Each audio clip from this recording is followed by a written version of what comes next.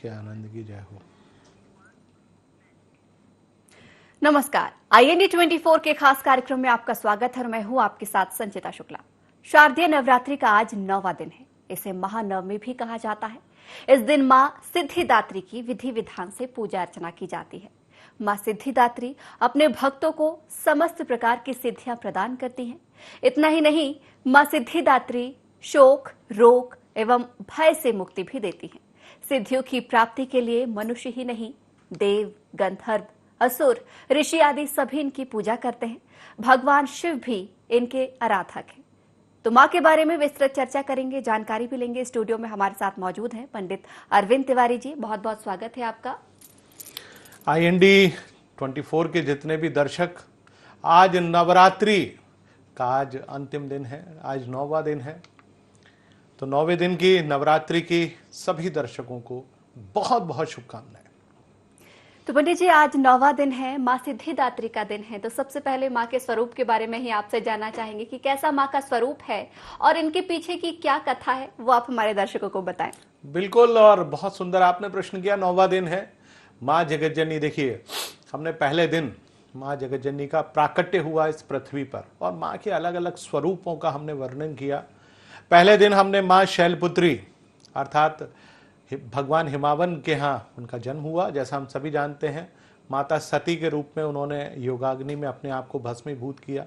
उसके बाद उन्होंने बहुत सुंदर सी कन्या के रूप में, शैलपुत्री के रूप में उन्होंने जन्म लिया भगवान हिमावन के यहाँ। और उसके बाद जब नारद ऋषि उनके घर पधारे तो नारद ऋषि ने कहा कि भाई, आपकी शादी तो अमंगल वेशधारी भगवान शिव से होगी। तो माँ ने कहा कैसे प्राप्त करें। तो नारद जी ने उनको संवाद में बताया कि भाई, आपको तपस्या करना पड़ेगी। तो माँ अपर्णा कहलाई, तपस्चारिणी कहलाई, नियम संयम और व्रत के द्वारा। लेकिन नवरात्रि के जो 9 दिन हैं उसमें माँ जगतजननी हमको बहुत सुंदर सा संदेश देती है। माँ हमको जीवन जीने का चरित्र सिखाती हैं कि आखिरकार हमको किस प्रकार से अपने जीवन को जीना है। तो माँ जगतजननी हमको बतलाती हैं कि कैसे हम जिए। तो तपस्चारिणी अपर्णा के रूप में उन्होंने भगवान शिव को पाया, विवाहित हुई। माँ चंद्रघंटा के रूप में उन्होंने इस पूरे संसार की जितनी भी अशुभ शक्तियां थी सबका विनाश किया। कुष्मांडा के रूप में उन्होंने इस ब्रह्मांड का एक बार पुनः सृजन किया। स्कंद माता के रूप में उन्होंने स्कंद को जन्म दिया, संतान को जन्म दिया और पूरे संसार से असुरों का विनाश किया। उसके बाद पुनः असुर पैदा हो गए तो उन्होंने मां कात्यायनी के रूप में, मां महिषासुर मर्दनी के रूप में उन्होंने इस ब्रह्मांड से असुरों का विनाश किया। एक असुर जिसका विनाश नहीं हो पा रहा था तो उन्होंने एक ऐसे अशुभ अमंगल स्वरूप में प्रकट हुए जिनको काल रात्रि कहा गया, और उस वाहन की उन्होंने सवारी की जिसको हमेशा ये दृष्टि से देखा जाता था, अर्थात उसके पास कोई नहीं जाता था। माता जगतजननी ने उसकी भी पूजा अर्चना करवा दी। काल रात्रि के रूप में उन्होंने रक्त बीज का वध किया। माँ ने बतलाया कि वाम मार्गी साधना से किस प्रकार से आप माँ को प्रसन्न कर सकते हैं, गृहस्थ जीवन में किस प्रकार से आप माँ जगतजननी को प्रसन्न कर सकते हैं।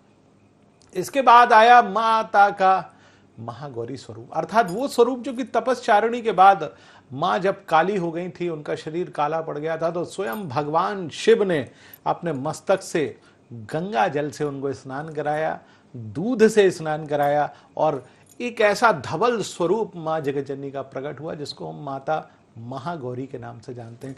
यानी उनसे ज्यादा कोई गौरवर्ण इस पूरे संसार में नहीं है। माँ का विवाह हुआ।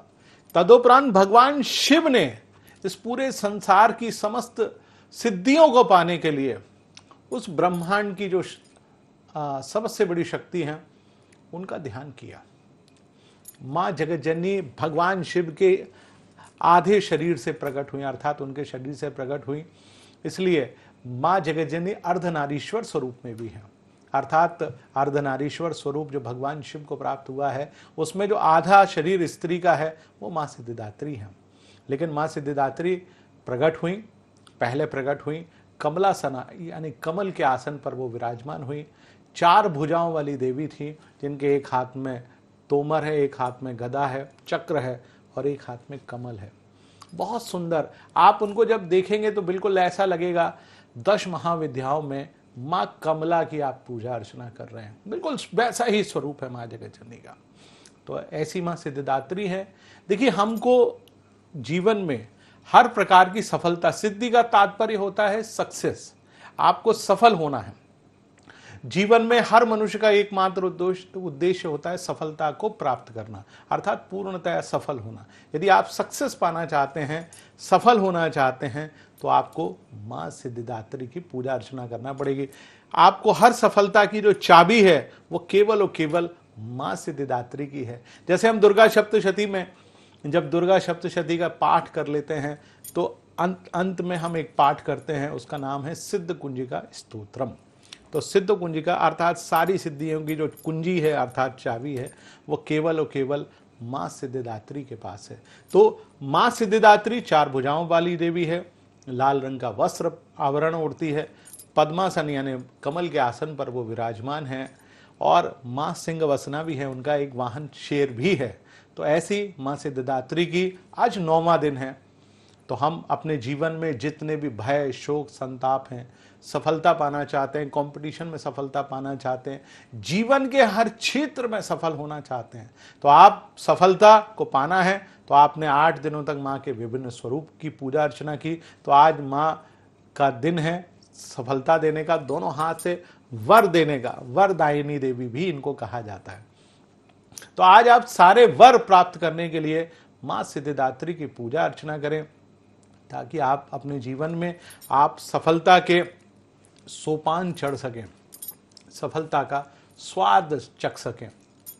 तो सफलता देने वाली ऐसी माँ सिद्धिदात्री की आज हम और आप मिलकर पूजा अर्चना करेंगे। तो पंडित जी, बहुत ही सुंदर आपने वर्णन किया है माँ के स्वरूप का। साथ ही आपसे अब पूजा अर्चना के बारे में भी जानना चाहेंगे कि माँ को कैसे मनाएं, क्या उन्हें भोग लगाएं, क्या उन्हें अर्पित करें, पूरी पूजन विधि आप बताएं। बिल्कुल, देखिए माँ सिद्धिदात्री हैं, आज 9वां दिन है। देखिए, हम 9वें दिन आज माँ सिद्धिदात्री की पूजा करेंगे, तो आज कुमारी पूजन भी होता है। तो आज के दिन क्या करना पड़ता है, 9 कुमारियों को अपने घर आमंत्रित करना, हर चीज। देखिए 9वां दिन है, माँ को हर चीज 9 के अंकों में आपको समर्पित करना है। तो आज जो भी आप माँ को भेंट करेंगे वो 9 अंकों के स्वरूप में होना चाहिए। जैसे पुष्प हैं तो 9 फूल होना चाहिए, आपको फल माँ को चढ़ाना है तो 9 फल होना चाहिए, आपको यदि माँ को भोग लगाना है तो 9 प्रकार का भोग लगाना चाहिए। आज यदि आपको वस्त्र चढ़ाना है तो 9 के अंकों में ही आप वस्त्र चढ़ाइए। आपको श्रृंगार चढ़ाना है तो माँ को 9 प्रकार के श्रृंगार आपको चढ़ाना पड़ेगा, अर्थात हर चीज 9 के रूप में लेना है। और माँ का ये अत्यंत कोमल स्वरूप है। और एक बात और मैं अपने सभी दर्शकों को आज बतलाना चाहूंगा, यदि आप 8 दिनों तक पूजा करने से वंचित रहे, बहुत सारे लोग, आज नौकरी का दौर है, परेशानियों का दौर है, कोरोना काल चल रहा है, बहुत सारे लोग जो सुबह से लेकर रात्रि तक अपने कार्यों में संलग्न रहते हैं और 8 दिवस तक माँ जगत जननी की पूजा नहीं कर पाए हैं। तो कोई बात नहीं, आज 9वें दिन आज आप विधि पूर्वक पूजा कर ले। आपको 8 दिनों की जो बची हुई पूजा है उसका फल भी माँ सिद्धिदात्री बहुत सहज रूप में देती हैं। ये एकमात्र देवी हैं जो कि संतान को बहुत आसानी से सुलभ हैं, सर्व सुलभ हैं। तो आज हम पूजा अर्चना कैसे करें, देखिए माँ का स्वरूप है। तो आज आप माँ की पूजा में, आपके पास कोई फोटो है, चित्र है, विग्रह है, मूर्ति है, तो आप वो ले लें, लकड़ी का पटा ले लें, लकड़ी का पटा ले लें। माँ को लाल वस्त्र पसंद है तो आज आप केवल लाल वस्त्र ही लें, माँ को लाल वस्त्र बहुत पसंद है। लाल रंग की चुनरी आप अवश्य लें, तो माँ को चढ़ाएं, पूजा में चढ़ाना पड़ेगा। और आपने जो पहले दिन घट स्थापना की हुई है, तो आज आपको जवारे जो हैं वो इतने ऊपर दिखाई देंगे कि पूरा कलश उन जवानों से ढका हुआ दिखाई देगा। तो आप इस प्रकार से सबसे पहले उस कलश की पूजा करें जो प्रकृति की शक्ति आपके सम्मुख बैठी हुई है। तो आज माँ जगत जननी का आप जवारे का पूजन करें। तो जवारे के पूजन में आपको क्या चीज़ लेना है, अक्षत। पहले थोड़ा सा जल, एक लोटे में थोड़ा सा जल आप जवारे के ऊपर चढ़ाएं, फिर थोड़ा सा कुमकुम या सिंदूर है उसको माँ जगत जननी को चढ़ाएं।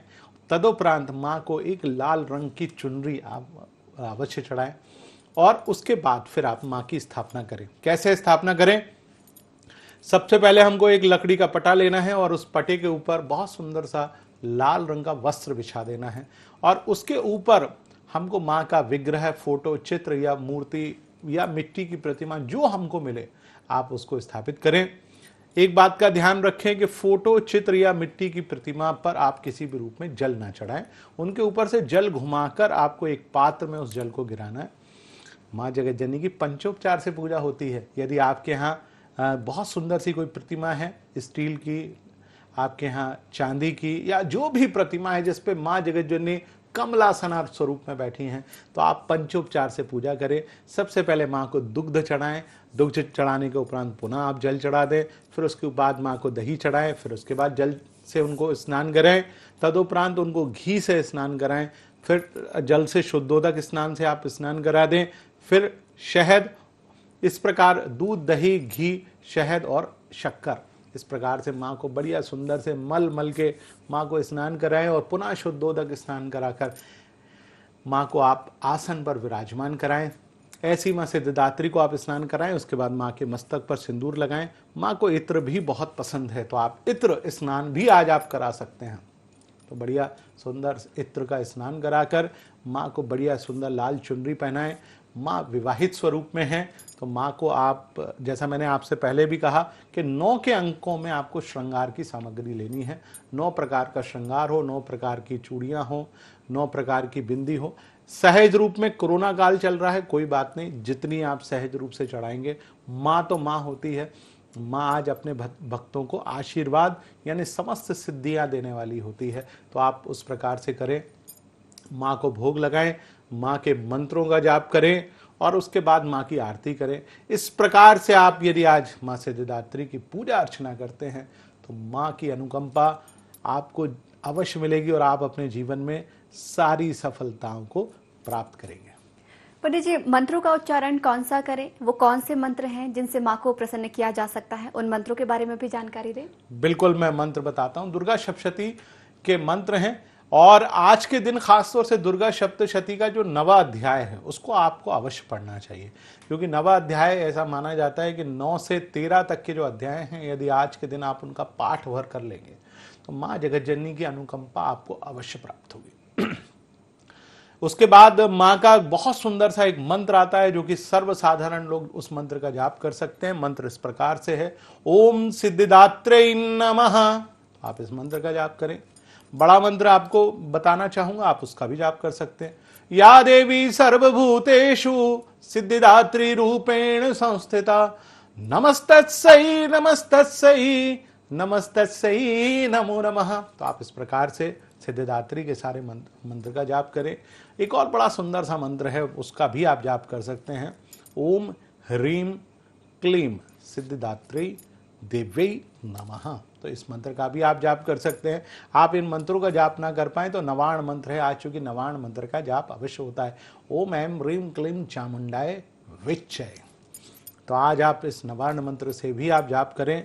कमलगट्टे की माला से आप जाप कर लेते हैं तो कमलासना है माँ कमलगट्टा, उनको कमलगट्टा बहुत पसंद है, तो उसकी माला से जाप करना आपको सारी सिद्धियां या सारी सक्सेस दिलाने का कारण बनेगा। तो आप ऐसी माँ जगज्जननी का आज के दिन पूजा अर्चना करें, जाप करें, ताकि माँ आपसे प्रसन्न हो सके। तो माँ सिद्धिदात्री का दिन है आज, माँ की सिद्धियां पाने का भी दिन है आज। उनको प्रसन्न करें, उनकी विधि विधान से पूजा अर्चना करें। पंडित जी, आपसे अब ये भी जानना चाहेंगे कि माँ किस ग्रह की देवी है और कौन सा उनका चक्र है, किस चक्र में वो निवास करती है, वो भी आप हमारे दर्शकों को बताएं। बिल्कुल, आपने देखा कि हमने अभी तक 9-8 देवियों के माध्यम से विभिन्न ग्रहों का हमने शांति के बारे में देखा, लेकिन एक ऐसा ग्रह है जिसकी शांति केवल और केवल माँ सिद्धिदात्री की पूजा अर्चना से ही मिलती है। वो ग्रह केतु। देखिए, उसमें बुद्धि नहीं होती है, क्योंकि कटा हुआ धड़ है, मस्तक है नहीं। तो केतु ग्रह की शांति कर पाना बड़ा मुश्किल काम होता है, और उसकी शांति के लिए आपको माँ सिद्धिदात्री की पूजा अर्चना करनी है। तो माँ सिद्धिदात्री की आप पूजा अर्चना करें, केतु ग्रह की शांति करें, और जब भी आप हवन करें तो केतु ग्रह को प्रसन्न करने के लिए उसमें गुग्गुल और काले तिल का प्रयोग आप अवश्य करिएगा। मुझे लगता है कि माँ सिद्धिदात्री केतु ग्रह को शांत करेंगे। और दूसरा, सारे चक्रों का भेदन, चूंकि हमने 8 पहले दिन से, शैलपुत्री के दिन से हमने पूजा अर्चना की, तो हमारी कुंडलनी शक्ति मूलाधार से निकलकर हमने देखा काल रात्रि तक वो सहस्त्रार्ध चक्र तक पहुंचती है। सारे चक्रों में शक्तियां ऊपर नीचे होती रहती है, लेकिन उन शक्तियों को एक प्रॉपर तरीके से करने वाली देवी केवल और केवल मां सिद्धिदात्री हैं। तो आपको सारे चक्रों को यदि विधि पूर्वक जागृत करके हमेशा चिरस्थायी रूप से आपको अपने पास रखना है, तो आपको मां सिद्धिदात्री की पूजा अर्चना करना पड़ेगी। और मैंने आपको पहले भी बताया कि आपके शरीर में जब आप मूलाधार से पे आप ध्यान देंगे तो जितने भी कमल के जो पेटल्स हैं, हमारे शरीर में जो चक्र हैं वो कमल की पंखुड़ियों के आकार से, कमल के पेटल्स के स्वरूप में। तो हर पेटल पे, हर चक्र पे जब आप जाएंगे और हर देवी के मंत्र का जाप करेंगे तो आपको लाभ होगा। लेकिन मां सिद्धिदात्री के मंत्र का जाप आप मूलाधार से लेकर सहस्त्रार चक्र तक आप कर सकते हैं। आपके सारे चक्र जागृत होंगे, सारी सिद्धियां आपको मिलेंगी। और मां के बारे में कहा जाता है अष्ट सिद्धि, 8 प्रकार की सिद्धि और नवनिधि को देने वाली देवी हैं। तो ऐसी मां सिद्धिदात्री की पूजा अर्चना करके हम 8 प्रकार की जो सक्सेस यानी सिद्धियां हैं उनको पा सकते हैं। पंडित जी, आज महानवमी भी है, आज जवारे विसर्जन करने का दिन भी है, लेकिन कोरोना संकट चल रहा है। शायद ही कुछ भक्त विसर्जन के लिए जा सके और शायद कुछ भक्त ना भी जा सके, तो उनके लिए कोई अगर आपके पास उपाय हो वो भी बताएं। देखिए, एक बहुत सुंदर सा उपाय है जो कि मैंने स्वयं इस उपाय को अपने जीवन में किया है, कई बार किया है। आप चाहें तो उस उपाय को कर सकते हैं। हालांकि बहुत सारे लोग इस उपाय को लेकर अपने मन में विचार नहीं रखते। देखिए, आपने मां की पूजा की, उन जवारों की पूजा की जो जौ और गेहूं के बीजों से 9 दिन तक इतने बड़े हो गए। अब आप क्या करें, मेरे द्वारा अनुभूत उपाय है तो मैं आपको बताना चाहूंगा। वो जवारे जहां से निकले हैं बिल्कुल नीचे से, तो आप कैंची से सारे जवारों को नीचे से काट लीजिए। ये थोड़ा सा अजीब सा उपाय है, लेकिन मैंने अपने जीवन में एक बहुत देखा कि लोग जवारों को जाके नदी में, तालाब में विसर्जित कराते हैं और बाद में नगर निगम के जो उसमें से निकालते हैं सामान, जो कचरा निकालने वाले लोग हैं, उन जवारों को कचरे में फेंक देते हैं। हमने 9 दिनों तक इतनी श्रद्धा और विधि पूर्वक माँ को, जवारों को इतना बड़ा किया। देखिए, जवारे जिनके बारे में कहा जाता है कि हर प्रकार के रोगों का नाश करने की शक्ति जिसमें होती है, मैंने उसका अनुभव किया। मैं आपको उसी अपने अनुभव से बता रहा हूँ। मैं क्या करता हूँ, अमूमन 9 दिनों के बाद जब वो जवारे उग जाते हैं तो मैं उनको बिल्कुल नीचे से, जड़ से कैंची से काट लेता हूँ। हर घर में एक बहुत सुंदर सी मिक्सी होती है और मिक्सी में उनको डालकर उसका रस हम लोग निकाल लेते हैं और उस रस को आप अपने शरीर में पी लीजिए। तो वो जो शक्ति है जो कि उगकर आपके सम्मुख प्रकट हुई, वो शक्ति आपके शरीर में समाहित हो गई। वो पूरी ऊर्जा जिसको हमने जवारों के रूप में, गेहूं के जवारे हों या जौ के जवारे हों, उसको हमने अपने शरीर में समाहित कर लिया, अर्थात हमने अपने शरीर के उस कुंड में उनका विसर्जन कर दिया। आप भी चाहे तो जवारों का अनादर होने से आप बचा सकते हैं। ये मैंने अपने जीवन में अनुभव किया, वर्षों से मैं कर रहा हूँ। आपको भी मैं यही सलाह दूंगा, यदि करना चाहें तो आप उन जवानों की शक्तियों को अपने शरीर में समाहित कर सकते हैं।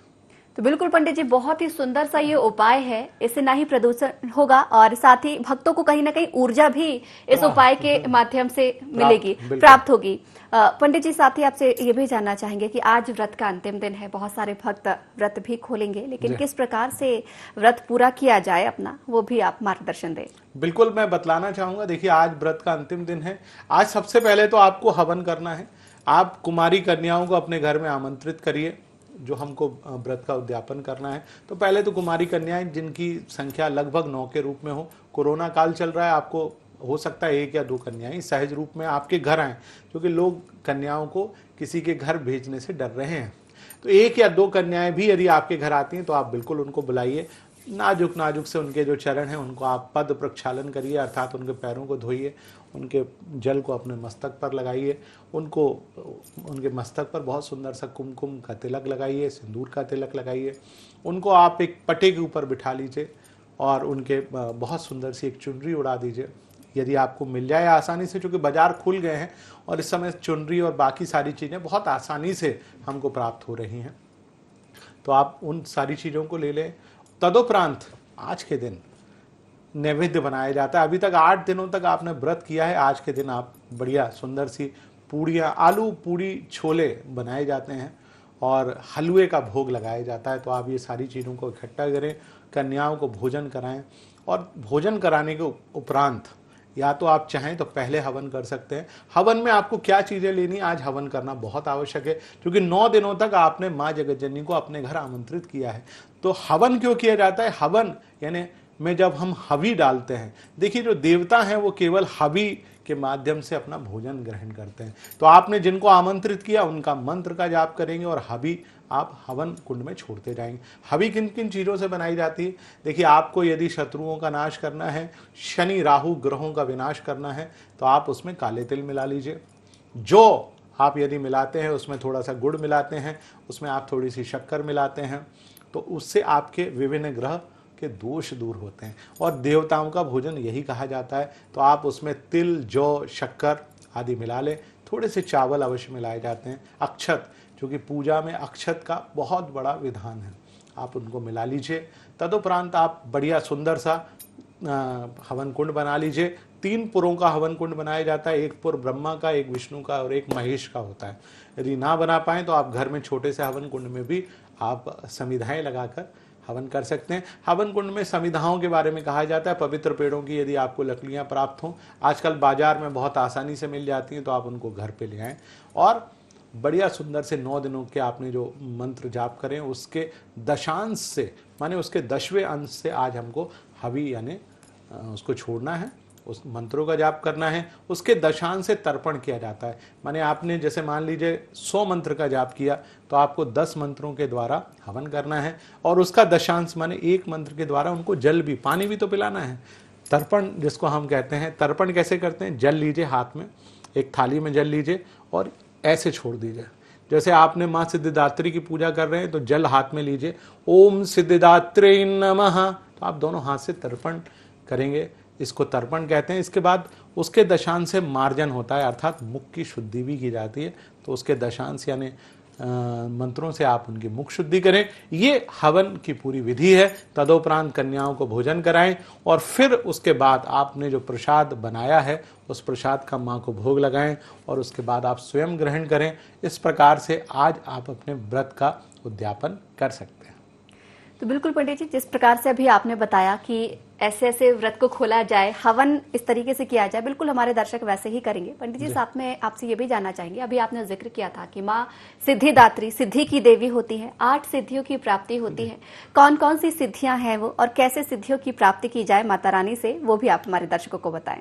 देखिए, माँ सिद्धिदात्री 8 प्रकार की सिद्धियों को देने वाली हैं। वो सिद्धि इस प्रकार से अणिमा, महिमा, लघिमा, गरिमा, ईशित्व, वशित्व आदि जो सिद्धियां हैं हमको माँ जगतजननी माँ सिद्धिदात्री देती हैं। वैसे तो 18 प्रकार की सिद्धियां होती हैं, लेकिन 8 प्रकार की सिद्धियों को देने वाली है, क्योंकि हमने 8 दिन तक लगातार माँ की पूजा की और आज 9वें दिन माँ को प्रसाद रूप में आपको वर देना है। तो ये 8 प्रकार की जो सिद्धियां हैं ये माँ सिद्धिदात्री हमको देती हैं। आपने देखा होगा कई हमारे देवी देवता हैं जिनके बारे में कहा जाता है कि वो अष्ट सिद्धि नवनिधि के दाता अर्थात भगवान गणपति हैं। भगवान श्री कृष्ण के बारे में कहा जाता है कि वो 64 कलाएं और 18 प्रकार की सिद्धियों के उनको प्राप्त थी। तो ये सारी कहाँ से प्राप्त हुई? इसको देने वाली यानी हर प्रकार की सक्सेस यानी सिद्धि को प्रदान करने वाली देवी माँ सिद्धिदात्री हैं। इन सभी ने माँ सिद्धिदात्री की पूजा अर्चना की, तभी माँ ने दोनों हाथों से जो उनकी वर मुद्राएं हैं उससे उन्होंने सभी को वो सिद्धियां दी। तो आज के दिन आज नवरात्रि के दिन उन सिद्धियों को बहुत सहज रूप से माँ हमको देकर अपने धाम जाना चाहती है। तो आप वो सिद्धियां माँ जगतजननी से प्राप्त करके अपने जीवन को सफलता से ओतप्रोत अवश्य बनाइए। तो बहुत ही सुंदर जानकारी दी पंडित जी आपने, और बहुत ही सुंदर जवारों का उपाय भी आपने हमारे दर्शकों के साथ साझा किया है। बहुत बहुत धन्यवाद हमारे साथ जुड़ने के लिए। तो आज शारदीय नवरात्रि का अंतिम दिन है, महानवमी है, माँ सिद्धिदात्री का दिन है। तो आज पंडित जी के बताए अनुसार आप पूजन विधि करें और व्रत को बहुत ही अच्छे से खोलें। माँ की कृपा आप लोगों को जरूर मिलेगी। पूरी विधि विधान से पूजा अर्चना करें, हवन करें। तो हमारे इस खास कार्यक्रम में फिलहाल इतना ही। तो बहुत बहुत शुक्रिया पंडित जी हमारे साथ इस पूरी जानकारी को साझा करने के लिए। तो आज शारदीय नवरात्रि का अंतिम दिन है, 9वां दिन है, माँ सिद्धिदात्री का दिन है। तो जैसे ही पंडित जी ने आप सभी लोगों को पूजन विधि बताई है, हवन विधि बताई है, वैसे ही आप उसे करें और पूरे विधि विधान से अपने व्रत को खोलें। माँ की कृपा जरूर प्राप्त होगी। तो हमारे इस खास कार्यक्रम में फिलहाल इतना ही। मुझे दीजिए इजाजत। नमस्कार। है।